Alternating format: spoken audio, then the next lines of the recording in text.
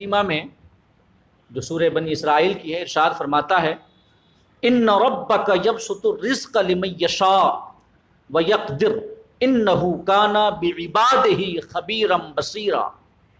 اللہ فرماتا ہے کہ تمہارا رب جس کے لیے چاہتا ہے رزق میں کشادگی دیتا ہے اور جس کے لیے چاہتا ہے تنگی پیدا کرتا ہے۔ انہ کان بعبادہ خبیرا بصیرا، اللہ رب العزت اپنے بندوں کو خوب جانتا اور دیکھتا ہے۔ یہ 30ویں آیت کریمہ ہے۔ 28ویں اور 29ویں آیت کریمہ کی روشنی میں پچھلی نشست ہم نے کچھ باتیں عرض کی تھیں کہ 28ویں اور 29ویں آیت کریمہ میں اللہ پاک نے ہمیں یہ بتایا اور یہ تلقین کی کہ اگر کوئی کچھ سوال کرے اور ہم اس کے سوال کو پورا کرنے کی حالت میں نہ ہوں تو پھر ہم کیسے انہیں منع کریں، کیسے ہم منع کریں؟ تو اللہ پاک نے فرمایا تھا کہ فَقُلْ لَهُمْ قَوْلًا مَيْسُورًا، ان سے آسان بات کہو، معافی مانگ لو، دعا کر دو۔ یہ تفصیل میں عرض کر چکا ہوں پچھلی نشست میں۔ اب اس کے بعد اللہ پاک ہمیں اعتدال کا حکم دیتا ہے، خرچ میں اعتدال کا۔ تو فرماتا ہے وَلَا تَجْعَلْ يَدَكَ مَغْلُولَةً إِلَىٰ عُنُقِكَ وَلَا تَبْسُطْهُ كُلَّ الْبَسْطِ فَتَقْعُدَ مَلُومًا مَحْسُورًا، کہ اپنا ہاتھ اپنی گردن سے باندھ کر نہ رکھ لو اور نہ ہی ہاتھ کو پورا کھول دو، یہ ورنہ ملامت کیے ہوئے اور تھکے ہوئے رہ جاؤ گے۔ اللہ پاک نے اعتدال کا حکم دیا خرچ کرنے میں، اعتدال کو اپنائیں خرچ کرنے میں، نہ تو بالکل مٹھی بند کر لیں کہ جہاں خرچ کرنا ہے وہاں بھی نہ کریں، جہاں نہ کرنا ہے وہاں تو نہ ہی کریں، تو یہ بخل ہے، اور نہ ہی افراط کا شکار ہو جائیں کہ جہاں خرچ نہیں کرنا ہے وہاں بھی کریں۔ افراط و تفریط یہ دونوں جانبین غلط ہیں، یہ قطبین ہیں، سمجھ لیں، دو پولس ہیں، ایک افراط ایک تفریط، سمجھ؟ جب دونوں میں سے کسی کی جانب ہم جھکتے ہیں تو پھر ہم بے راہ روی کا شکار ہوتے ہیں، اور بیچ کا راستہ جو اعتدال کا راستہ ہے وہ اس امت کا راستہ ہے۔ وَكَذَلِكَ جَعَلْنَاكُمْ أُمَّةً وَسَطًا، اللہ پاک نے فرمایا کہ ہم نے تمہیں اعتدال والی امت بنایا ہے۔ تو اللہ پاک نے اعتدال کا حکم دیا، خرچ میں میانہ روی کا حکم دیا۔ اب اس کے بعد اللہ رب العزت اپنی شان رزاقیت کو بیان کرتا ہے اور بیان کرتا ہے کہ خرچ کرو، خرچ کرنے سے نہ ڈرو، اور یاد رکھو رزق نہ تو تمہاری یہ محنت سے ملتا ہے، نہ تو تمہاری قسمت سے ملتا ہے، نہ تو محنت سے ملتا ہے نہ تو قابلیت سے ملتا ہے، نہیں، بلکہ رزق اس تقسیم کے اعتبار سے ملتا ہے جو ہم نے کر رکھا ہے۔ اللہ فرماتا ہے ان ربک یبسط الرزق لمن یشاء ویقدر، تمہارا رب جس کے لیے چاہتا ہے رزق میں کشادگی پیدا کرتا ہے اور جس کے لیے چاہتا ہے تنگی پیدا کرتا ہے، جسے چاہتا ہے بے حساب عطا کرتا ہے اور جسے چاہتا ہے یہ رزق کو اس کے لیے کس دیتا ہے اور انتہائی حساب کے ساتھ اسے عطا کرتا ہے کہ خود اس کا اپنا گزارا بڑی مشکل سے ہوتا ہے۔ ٹھیک، اب اس کے بعد اللہ رب العزت حکمت کو بیان کرتا ہے کہ حکمت کیا ہے، کہ ہم جو یہ کسی کے لیے رزق کو بالکل کشادہ کر دیتے ہیں، یہ اس وجہ سے نہیں ہے کہ وہ بڑا اللہ کا محبوب بندہ ہے، یا اللہ پاک کسی کے لیے رزق میں بالکل تنگی کر دیتا ہے، تو یہ اس وجہ سے نہیں ہے کہ وہ اللہ رب العزت کا مبغوض بندہ ہے، مغضوب بندہ ہے جس پر اللہ پاک نے غضب نازل فرمایا، ایسا نہیں ہے کہ جو نیکوکاروں پرہیزگاروں اللہ پاک انہیں بڑی وسعت اور کشادگی کے ساتھ عطا کرے، نہیں، ایسا بھی نہیں ہے کہ جو گناہگار ہوں اللہ پاک ان سے رزق کو روک لے، ایسا بھی نہیں ہے کہ کہ جن کے پاس مال کی فراوانی ہو وہ اللہ کے محبوب بندے ہیں، ایسا بھی نہیں ہے کہ جن کے پاس مال نہ ہو وہ اللہ رب العزت کے ناپسندیدہ بندے ہیں، نہیں، ایسا نہیں ہے۔ رزق میں کشادگی یا تنگی اللہ رب العزت کی محبوبیت یا اس کی ناپسندیدگی کو ظاہر نہیں کرتی، بلکہ انہ کان بعبادہ خبیرا بصیرا، اللہ فرماتا ہے اللہ اپنے بندوں کو خوب جانتا اور دیکھتا ہے، اللہ پتا ہے کہ ہمارے بندے کے لیے کیا بہتر ہے اور کیا بہتر نہیں ہے، لہٰذا وہ اپنی حکمت اور اپنی مصلحت کے مطابق عطا کرتا ہے۔ اور وہ حکمت، ایک حکمت تو یہی ہے کہ اگر سب کو کشادگی ہی کشادگی کر دے، سب کو بالکل صاحب مال ہی بنا دے، تو پھر زمین تو فساد سے بھر جائے گی، لوگ آپس میں حصول اقتدار کے لیے، حصول طاقت کے لیے، حکومت کو حاصل کرنے کے لیے جنگ کریں گے، سب کے پاس مال ہوگا، کوئی کیوں کسی سے دبے گا، اور نتیجہ زمین میں فساد کی شکل میں ظاہر ہوگا، اور ساتھ ہی ساتھ انسانی معاشرہ ایک قدم نہیں چل پائے گا۔ اس انسانی معاشرے کو اسموتھلی ورک کرنے کے لیے اور چلنے کے لیے اسے ضرورت ہے دونوں قسم کے لوگوں کی، امراء حضرات کی بھی اور ان کی بھی جن کے اوپر رزق کی تنگی ہو، تبھی معاشرہ چل سکتا ہے، تبھی یہ سوسائٹی پھل پھول سکتی ہے اور آگے بڑھ سکتی ہے، دونوں قسم کے افراد کی ضرورت ہے۔ لہٰذا اللہ رب العزت اپنی حکمت کے مطابق کائنات کے نظام کو چلانے کے لیے، زمین کو فساد سے بچانے کے لیے اللہ پاک کسی کے اوپر رزق کی کشادگی کر دیتا ہے اور کسی کے اوپر رزق کو تنگ کر دیتا ہے۔ اللہ پاک فرماتا ہے کہ سورہ شورى میں اللہ پاک کا ارشاد جو ہے ذرا اس پہ غور کر لیں، اللہ فرماتا ہے وَلَوْ بَسَطَ اللَّهُ الرِّزْقَ لِعِبَادِهِ لَبَغَوْا فِي الْأَرْضِ وَلَٰكِن يُنَزِّلُ بِقَدْرٍ مَّا يَشَاءُ۔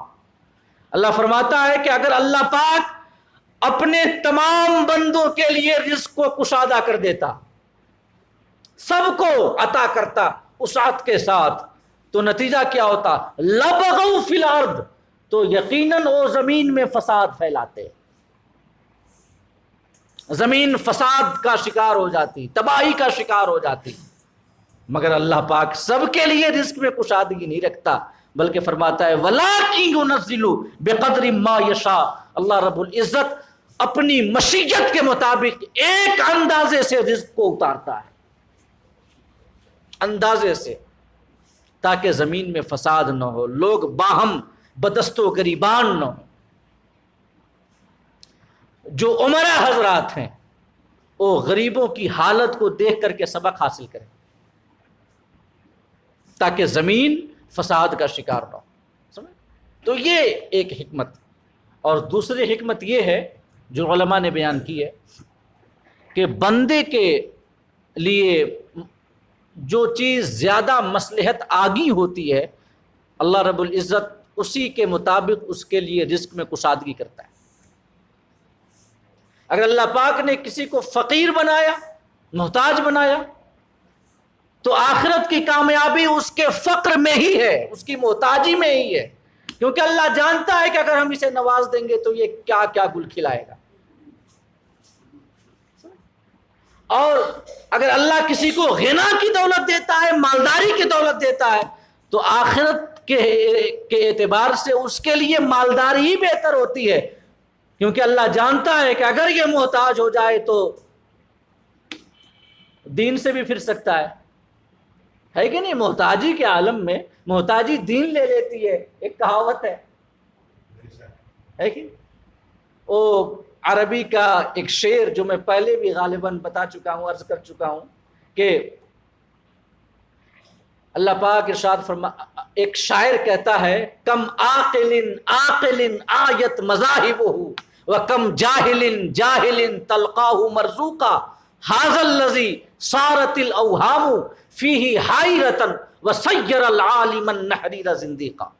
شاعر کہتا ہے کتنے عقل مند ہیں جو رزق حاصل کرنے کے لیے دھکے کھا رہے ہیں، خوب پڑھے لکھے، خوب ڈگری ہولڈرز ہیں، بڑے دماغ والے، لیکن رزق کے حصول کے لیے دھکے کھا رہے ہیں۔ اور دوسری جانب یہ اللہ کی شان، وَكَمْ جَاهِلٍ جَاهِلٍ تَلْقَاهُ مَرْزُوقًا، کتنے جاہل ہیں جو کہ جن کے اوپر رزق کی اتنی کشادگی ہے کہ بڑے بڑے محلات میں داد عائش دے رہے ہیں۔ هَذَا الَّذِي صَارَتِ الْأَوْهَامُ فِيهِ حَائِرَةً، یہی وہ ہے جسے دیکھ کر عقلیں حیران رہ جاتی ہیں۔ وَصَيَّرَ الْعَالِمَ النَّحْرِيرَ زِنْدِيقًا، اور ایک پرہیزگار عالم دین بھی زندیق بن جاتا ہے۔ کھڑا ہوں آج بھی روٹی کا 4 حرف لیے، سوال یہ ہے کتابوں نے کیا دیا مجھ کو، اس قسم کی بات ہے۔ ارے کتابیں کسی کو رزق نہیں دیتی، رزق اللہ دیتا ہے نا۔ ایک غزل بڑی پہلے سنی تھی جس کے 2 اشعار یاد ہیں کہ دھواں بنا کے فضا میں اڑا دیا مجھ کو، میں جل رہا تھا کسی نے بجھا دیا مجھ کو، اسی کا یہ شعر ہے۔ کھڑا ہوں آج بھی روٹی کا 4 حرف لیے، سوال یہ ہے کتابوں نے کیا دیا مجھ کو۔ ابے کتابیں تھوڑی رزاق ہیں، رزاق تو اللہ ہے نا۔ اللہ جس کے لیے چاہتا ہے رزق میں کشادگی کرتا ہے۔ تو محتاجی بے دینی پیدا کرتی ہے، دین سے دور کر دیتی ہے کہ نہیں؟ تو اللہ جانتا ہے کہ اسے غنا کی دولت ہم نے دی ہے، اگر یہ فقیر ہوتا تو نہ جانے یہ بندہ دین کو ہی چھوڑ دیتا، دین سے الگ ہو جاتا۔ تو ایک تو یہ حکمت بیان کی ہے۔ آخرت کے حوالے سے بندے کے حق میں جو فیصلہ مصلحت آگی ہوتا ہے اللہ اپنی حکمت کے مطابق عطا کرتا ہے۔ اور تیسری بات بھی علماء نے لکھی ہے جو سب سے زیادہ صحیح ہے کہ وہ مالک ہے، جو چاہتا ہے کرتا ہے، بس بات ختم ہے نا۔ وہ مالک ہے، لا یسأل عما یفعل وهم یسألون، لوگوں سے سوال وہ کرتا ہے، اس کی بارگاہ میں کسی کو سوال کرنے کی جرت نہیں ہے۔ اس سے سوال نہیں کیا جاتا کہ ایسا کیوں کیا، نہیں، وہ مالک ہے، جو چاہتا ہے کرتا ہے، جسے چاہا مال دے دیا، جسے چاہا فقیر بنا دیا، جب چاہا کسی بادشاہ کے ہاتھوں میں کاسے گدائی تھما دیا، اور جب چاہا کسی فقیر کو تخت شاہی پہ بٹھا دیا۔ یہ اس کے فیصلے، اور وہ مالک ہے، جو فیصلہ چاہتا ہے کرتا ہے۔ وہ اپنی ملکیت میں، اپنی حکومت میں فیصلہ کرنے والا تنہا ہے، کسی کے اندر جرت نہیں ہے کہ اس کے کسی فیصلے پہ سوال کر سکے یا پوچھ سکے کہ ایسا کیوں کیا، نہیں۔ لا یسأل عما یفعل وهم یسألون، اس سے سوال نہیں ہوتا، لوگوں سے وہ سوال کرتا ہے۔ سوال کرنے والا وہ ہے، ہم مملوک ہیں، ہمارا کام آمنا صدقنا، مولا تیرے فیصلے ہمارے لیے ہیں، جو فیصلے کرے ہماری سراہ۔ جو کلمہ استرجاع ہے سب پڑھتے ہیں کسی مصیبت کے وقت، عام طور سے لوگ سمجھتے ہیں کہ انتقال کی خبر سنی کے پڑھنی چاہیے، نہیں، ایسا نہیں۔ کسی بھی مصیبت کے وقت، حدیث میں آیا کہ اگر اندھیرا ہو جائے، چراغ میں تیل ختم ہو جائے، روشنی چلی جائے، اس وقت بھی کلمہ استرجاع پڑھو۔ عام طور سے لوگ پڑھتے ہیں کب؟ جب خالی انتقال کی خبر جب سن لی، تو ایسا نہیں ہے، بلکہ وہ ہر مصیبت، ہر پریشانی پہ پڑھ سکتے ہیں۔ انا للہ و انا الیہ راجعون، کیا مطلب ہے؟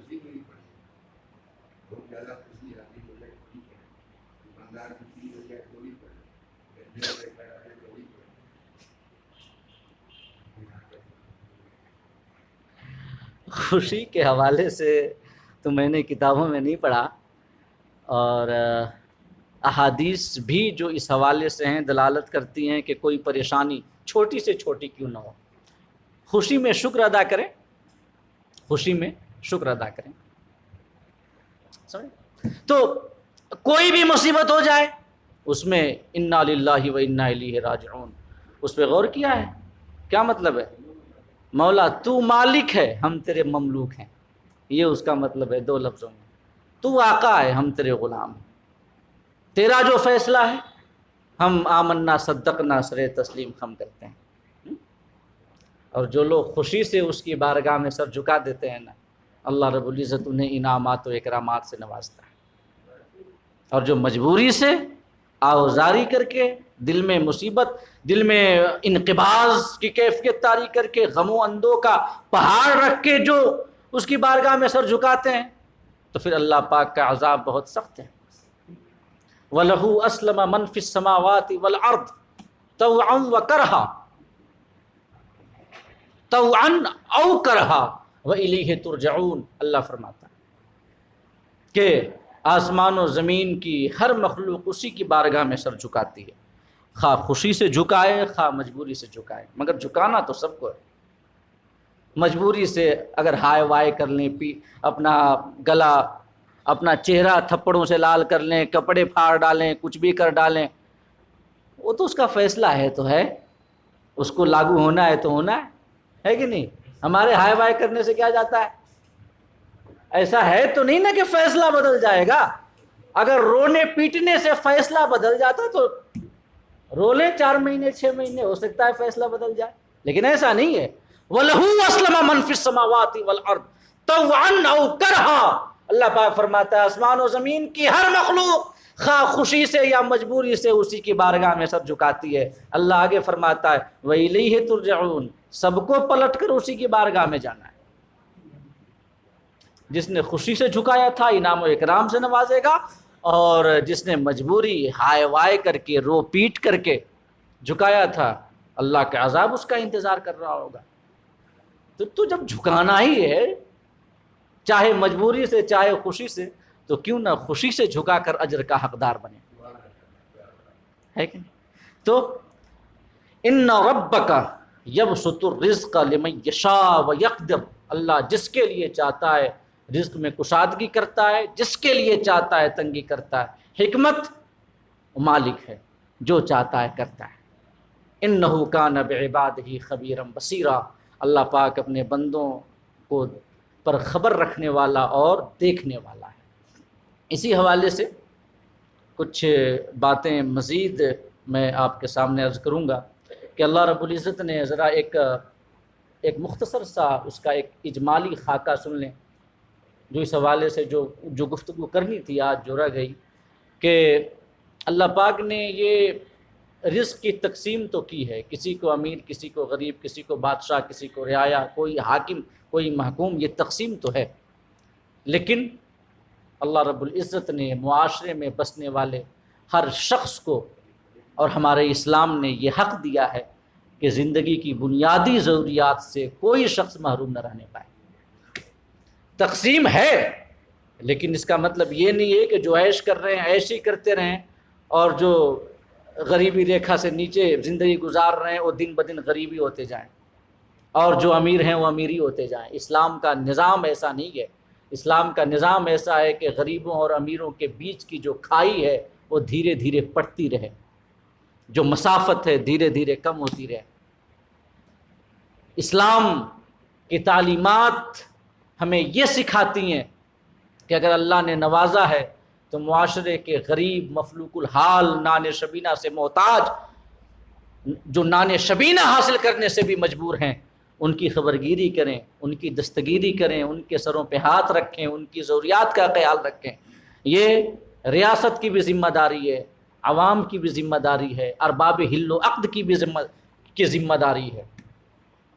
یہ بے یار و مددگار نہیں چھوڑ دیا ہے غریبوں کو، اللہ نے تقسیم تو کر دی لیکن غریبوں کو بے یار و مددگار نہیں چھوڑا، بلکہ ان کا ایک حق رکھا ہے امراء کے مالوں میں۔ وفی اموالہم حق للسائل والمحروم، اللہ فرماتا ہے امراء کے مالوں میں حق ہے مانگنے والوں کا اور ان محتاجوں کا جو کہ مانگ نہیں سکتے اپنی خودداری کی وجہ سے۔ حق رکھا ہے اللہ پاک نے، قرآن کہتا ہے کہ حق ہے۔ تو یہ اسلام کی تعلیمات ہیں۔ ایسا نہیں ہے کہ جو امیر ہے وہ امیر بنتا رہے، دولت سمٹ کر کچھ لوگوں کے ہاتھوں میں آ جائے اور وہ ملینئر بلینئر بن جائیں، اور جو غریب ہو وہ صبح و شام کی روٹی حاصل کرنے کے لیے پریشان ہو جائے۔ ایسا اسلام نہیں سکھاتا ہمیں۔ اسی حوالے سے انشاءاللہ تفصیلی گفتگو میں اگلی نشست میں آپ کے سامنے کروں گا۔ اللہ پاک ہم سب کو کہنے اور سننے سے زیادہ عمل کرنے کی توفیق عطا فرمائے، اور ہم سب کو قرآن سیکھنے، سکھانے، سمجھنے، سمجھانے اور عمل کرنے کی توفیق عطا فرمائے۔ آمین۔ وآخر دعوانا ان الحمد للہ رب العالمین۔